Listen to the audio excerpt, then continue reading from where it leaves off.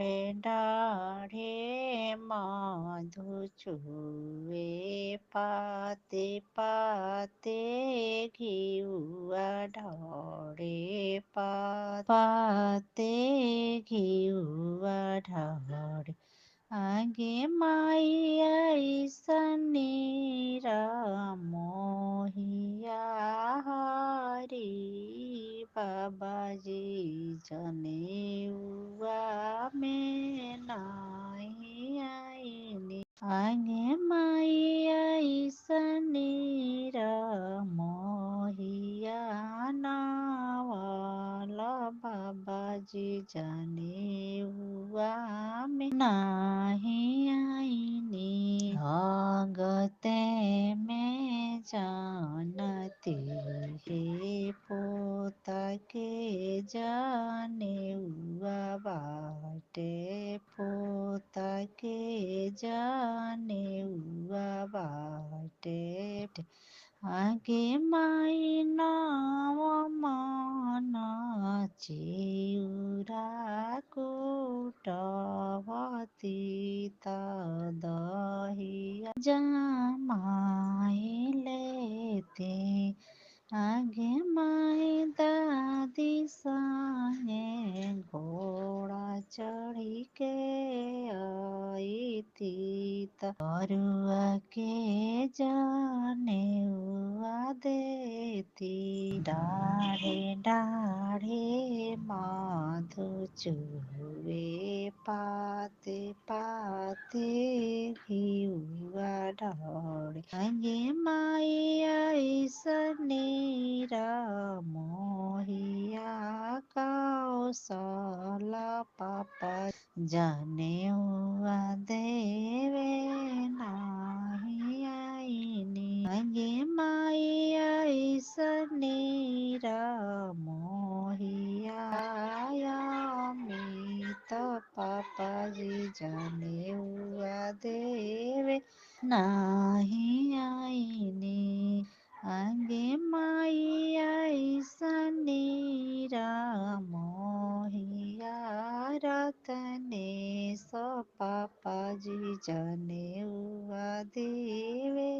नाही आईनी आगे माई ऐसने मोहिया राजन पापाजी जनेउआ देवे नाही आईनी आगे माई ऐसने मोहिया पपुआ चाचाजी जनेउआ देवे नाही आईनी आगे माई ऐसने मोहिया मनुआ चाचाजी जनेउआ देवे नाही आईनी आगे माई ऐसने मोहिया माला चाचाजी जनेउआ देवे नाही आईनी अगते में जानती जे बेटा के जनेउआ बाड़े भती के जनेउआ आगे माई सोना चांदी गहना बनवावती तब बहिन के दहे जा देती आगे माई सोना के कंगना बनवाईती बहिन के देती ने गजोगा डाढ़े मधु चुए पाते पाते घिउआ आगे माई ऐसने मोहिया लोक भई जनेउआ देवे नाही आइले आगे माई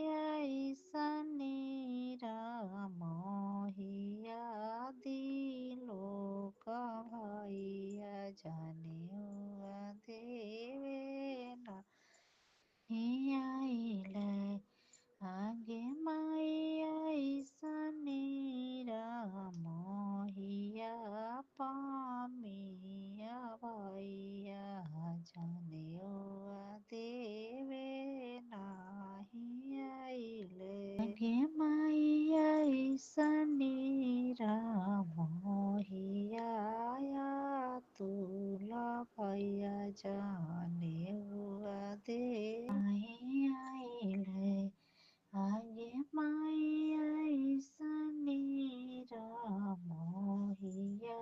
सभिया भैया जाने हुआ दे नाई आइले भगते में जानती जे भाई के जाने हुआ बा आगे माई सोना चांदी गहना बनाए हुआ के दाहे जदी हती आगे माई बुलेट मोटरसाइकिल को